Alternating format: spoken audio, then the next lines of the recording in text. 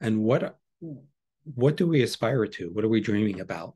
We can use all different kinds of words. We can use the goals, dreams, aspirations, but something about like we have a desire. There's another word, desire, as to where we want to go, or where does, even more kind of mystical, where does this energy and power and life force, where does it want to take us? So that's kind of even like a playful way of looking at the future.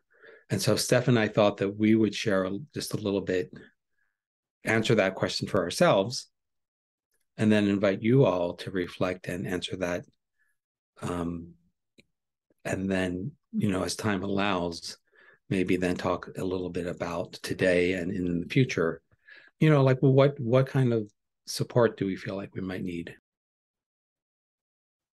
I clearly want to share it because I think the conversation, I want to have the conversation. I don't need to use the words, although I sometimes do, sometimes I don't. But I want to have this conversation because I see it as the most impactful thing I can do as a coach, as a friend, as a human being, is for me to say, hey, take a look at that. Do you see how amazing you are? Did you ever notice this intelligence inside of you that guides you, that lets you know what to do, that's always there? It's the same thing that's in a tree that shows it how to grow, or a flower, growing towards the light, right? Like it's the same thing. Like you have that too. We have that. Isn't that cool? And I find myself sometimes thinking and overthinking about it. When I overthink it, I wonder if I'm doing a good job. I wonder if it's clear. Sometimes it doesn't seem to land with people, and I question myself if I'm actually really any good at sharing this. Most of the time, I don't think about that, by the way, but I do think it sometimes.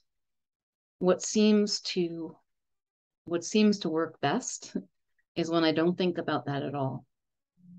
And I just show up with the person in front of me and I ask the questions that occur to me to ask, and I listen. And more, and Tom and I have talked about this, I'm seeing that the words really aren't important. And when I stop putting undue importance on the words, the feeling is more accessible. The feeling is what carries it. The feeling is what I want to come from.